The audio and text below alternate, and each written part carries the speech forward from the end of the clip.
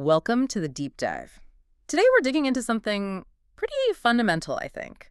That human drive, to push past limits, to do what seems impossible, especially against gravity, against speed.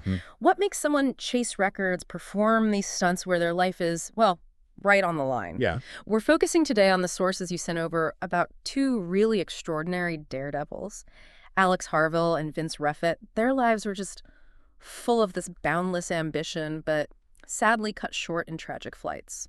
It's a fascinating area. We're really looking at that razor-thin edge, aren't we?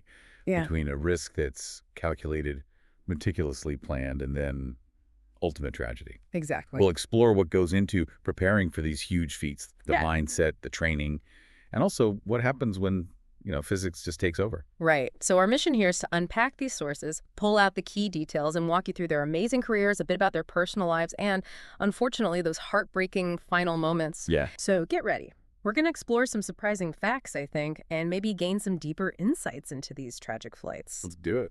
Okay, let's start with Alex Harville. His name, for anyone into motorcycles, it's pretty much synonymous with big jumps. Oh, absolutely. So June 17th, 2021, Moses Lake Air Show in Washington. Alex was right there, ready to try and break Robbie Madison's 2008 world record.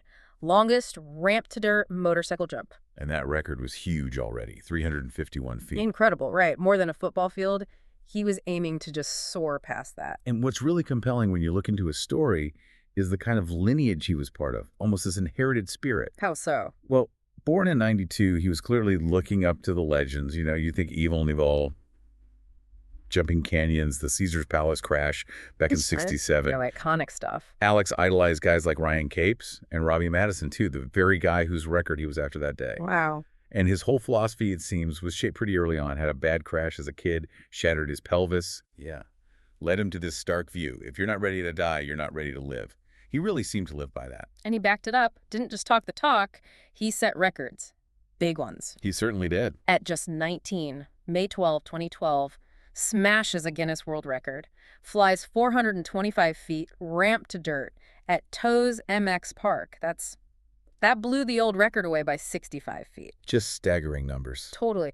I mean, the sources mention a videographer, Jay Schweitzer, called it the scariest thing he'd ever filmed, even said he thought Alex could hit 500 feet eventually. Incredible potential. Yeah, and it wasn't a fluke. 2013, another record, 297.55 feet, dirt to dirt this time at Horn Rapids.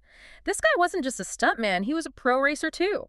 Motocross, Supercross. Yeah. Held Canada's national number 37. He had the skills. Which really raises the question, doesn't it? What kind of discipline, what kind of just raw coordination does it take to control a motorcycle in the air for that kind of distance? Yeah, how do you even practice for that? Exactly. Well, the sources do touch on that. His preparation sounds meticulous. Daily practice, out at the Moses Lake sand dunes, just honing strength, coordination, repetition. So it wasn't just guts. It was skill built over time. Right. It seems like this audacious confidence wasn't just bravado. It was built on really grueling work. He even posted on Facebook something like, "Susie is ready to be sent." Susie being the bike. Yeah, his bike, just showing he felt everything was dialed in, ready to go. And then there's the other side of him, which I think gives such important insight.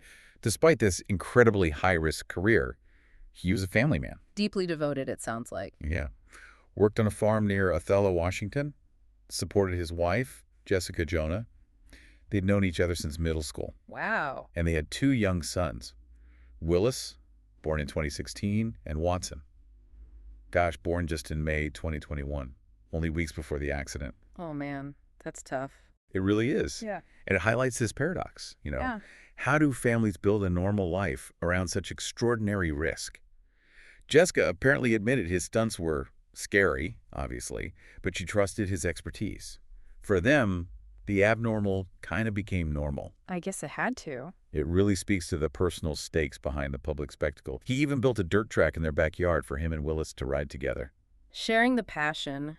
It paints a complex picture, doesn't it? Balancing these two extreme worlds. Absolutely. So with all that skill, all that prep, what happened? What went wrong that day? It seems it was tragically fast. It was his first practice jump of the day at Moses Lake. The takeoff looked good, looked strong. Okay. But somewhere in there, he misjudged the distance, landed short, didn't quite make it to the downward slope of the landing ramp. So the bike just stopped. Abruptly. And the momentum, well, it threw him over the handlebars. Oh, no. His helmet came off. Maybe he wasn't buckled. Maybe the force whipped it off. It's not entirely clear. He twisted in the air and crashed about 20 feet away. Just like that. Gut-wrenching. Knowing how fast it can turn. It really is. The medical teams, they were right there, standard procedure for these things. Reached him in like 2.5 minutes. What's the response? Very. But he was too late. Rushed him to Samaritan Hospital, but he was pronounced dead on arrival. Oh, awful. The autopsy later showed blunt force trauma to his torso. Probably the impact with the handlebars. That was the fatal injury. And this wasn't his first major crash, right? No, it wasn't. Back in April 2017 at Talladega Superspeedway, he overshot a ramp-to-ramp jump. Fractured his heel then. Right. And he said something afterward. I saw I was going too far, and there's nothing you can do. Ah. That phrase just, Yeah. it echoes, doesn't it? It really does. Nothing you can do. Chilling, given what happened later. Just shows those razor-thin margins. Exactly. And the aftermath, just devastating. His wife, Jessica, his son, Willis, and the newborn Watson. They were all there at the air show. Unimaginable. Tributes just poured in from all over motorsports, Robbie Madison included. And his mom, Wendy, she fought really hard to get that 2012 record officially recognized by Guinness. And did she succeed? She did. They finally approved it in August 2022. Her last words to him apparently were, "You are amazing." That became his epitaph. Wow. Alex Harville was only 28. His story. It kind of reminds you of Dale Earnhardt Sr., Yeah. before his crash at Daytona in 2001. Just shows how even the absolute best, the most experienced, one split-second mistake can be fatal. A stark reminder indeed. Okay, let's shift gears now. From dirt bikes soaring over ramps to literally flying through the sky. A completely different realm. Let's talk about Vince Reffet, known worldwide as the Jet Man. An incredible figure. I mean, just picture it. Defying gravity, jumping off the world's tallest buildings, flying like a bird, basically, with a jetpack. He made it look almost easy sometimes. He really did. And his stats are mind-blowing. Over 17,000 parachute jumps, 1,400 base jumps. That's jumping off buildings, antennas, spans, earth, fixed objects. The experience level is just off the charts. Where did this passion even start for him? What's fascinating, born in France, 1984. He came from a skydiving family, so it's kind of in his blood. His dad actually surprised him with a tandem jump when he was just 14. But the real turning point, the moment it clicked, was his first solo jump at 15. 15? Wow. He said the fear just vanished the second he jumped, replaced by pure exhilaration. He recalled thinking, I touched the ground after that jump. I knew exactly what I wanted to do with my life. Incredible. Finding your path like that so young through facing fear. It seems that experience really defined his whole approach to life and risk. And that path led him to a key partnership, right? With Fred Fugan. Absolutely. An unbreakable bond for 20 years. They were partners, mentors, wingmen in the truest sense. They formed a team. Yes, Babylon Free Fly. That's a style of skydiving. Very acrobatic, like dancing in the air during free fall. And they were incredibly successful. Won 3 world championships in free fly 2004, 2006, 2008. Wow, champions. But they didn't stop there. No, see, they always felt that pull. Yeah. New horizons.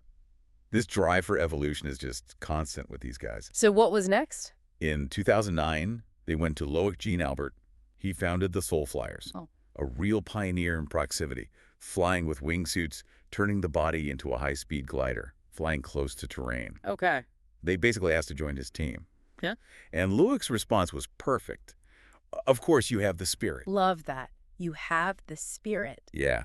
And their time with the Soul Flyers just took everything to another level. Base Yeah. jumping, wingsuit flying, constantly pushing boundaries. And the stuff they did, it's legendary in extreme sports, right? Some of those visuals are just burned into your brain. Totally. 2010, they're doing head-down base jumps off the Troll Wall in Norway, even pulling off their signature TAT move midair. Then things like night jumps. Yeah, by 2013, they were doing night-based wingsuit jumps near Lake Garda in Italy.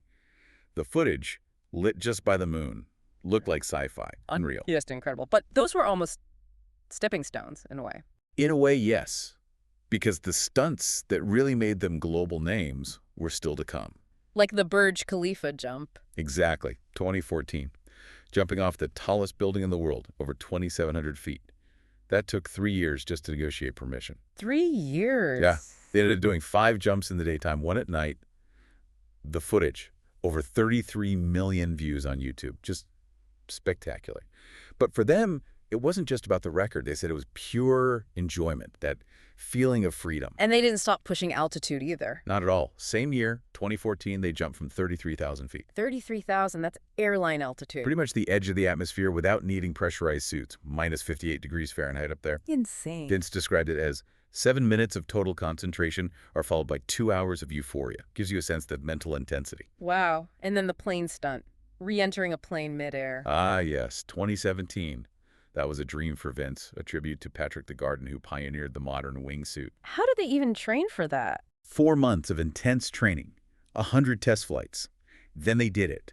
Jumped from the Jungfrau Mountain in Switzerland, flew down in their wingsuits, and then just gracefully flew back into a Porter aircraft that was moving at 80 miles of air. It's hard to even picture that. Just unbelievable skill and precision. Truly. And this really shows that blend of human skill and cutting-edge tech. Which brings us to the Jetman. Right. How did he get involved with that? He met the creator, Yves Rossi, back in 2009. Rossi was the visionary behind it. Initially, the Jetman was just this big, rigid wing, no engine yet. Yep. Vince, being Vince, just jumped right in. Did 2 flights with it, apparently with remarkable ease. There's a famous photo of him flying next to a plane, casually giving the French piece of cake gesture. Classic. Captures his spirit. Totally. And then, over months, years, the Jetman evolved. Carbon fiber wing, 4 mini-jet engines, controlled entirely by the pilot's body. Wow, how fast could it go? Up to 250 miles per hour. He could hover, change direction, even do loops. Yeah. A sophisticated flying machine. Incredible. And they flew it alongside an A380. Yeah, 2015. Vince and Yves flew the Jetman, the world's smallest flying machine right next to the world's biggest passenger plane, an Airbus A380 over Dubai. Passengers were apparently waving at them from the windows. That must have been surreal for everyone involved. You'd think so. And speaking of grand gestures, his proposal was pretty epic, too. Oh, yeah. What did he do? December 2015. Proposed to his girlfriend, Agnes. He wrote, "Agnes, will you marry me?" on the back of his jetpack wings, while she was flying alongside in a helicopter. No way. That's amazing. Did she say yes? She did. They got married in May 2017. He always said he felt most at home in the sky, found total freedom there.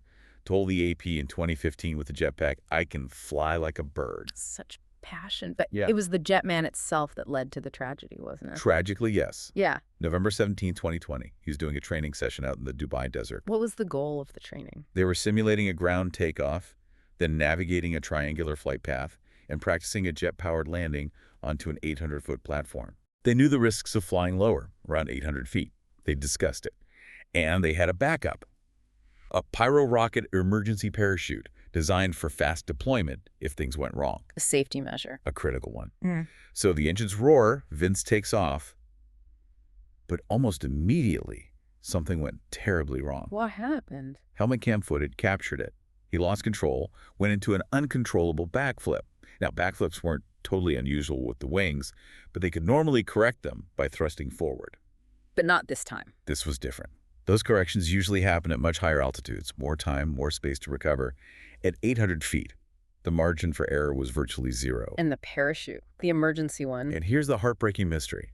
For reasons nobody understands, Vince didn't deploy it. He didn't deploy it. Why not? We don't know. The video shows his hands moving. It looked like he thought he could still recover, like he was fighting to regain control right until the end. A valiant, desperate effort. Oh, man. The parachute. It only unfurled after he had already hit the ground. Oh, God. So it was too late. Instantaneously. He died on impact. He was 36. Just devastating. Was there any explanation found? Mechanical failure? That's the really puzzling part. The official investigation by the General Civil Aviation Authority found nothing. No clear reason why he didn't pull the chute. And crucially, the jet wing itself. No mechanical problems. It performed perfectly. Oh, no answers, really. No clear answers. The sky that had been his playground, his freedom, it became his final resting place. It's hard to process. Such incredible lives ending so suddenly. It really is. And when you look at both Alex Harville and Vince Reffet, you see this profound shared thread, don't you? Yeah, definitely. Both push the absolute edge of what humans can do, redefined it even.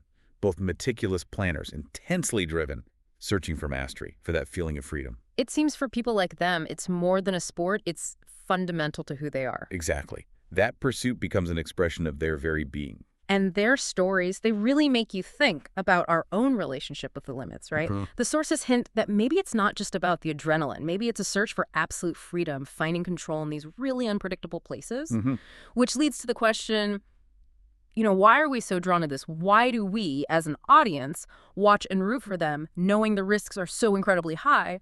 What is that pull? It's a deep question, and it brings up another perspective. When you have these careers filled with just astounding success, innovation, moments that take your breath away, Yeah. how do you process the tragedy when it inevitably happens? Right. Is it just bad luck? A miscalculation in a game of inches? Or is it almost an unavoidable consequence of operating right at that absolute limit where one tiny error unravels everything? Yeah, where do you draw the line between calculated risk and something else? It's difficult. Alex Harville and Vince Reffet, they definitely left their mark, not just records, but the sheer force of their ambition, their courage. Their stories are powerful, but also a really poignant reminder of the cost of pushing those boundaries. Absolutely. So something for you, the listener, to mull over.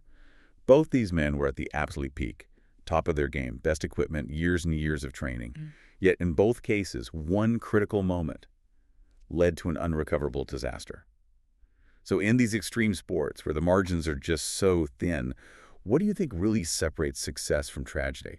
Is it luck, skill, something else? And maybe also, how do we as a society reconcile our admiration for this kind of ambition, this pushing of limits, with the profound sense of loss when it ends tragically? Good questions to think about.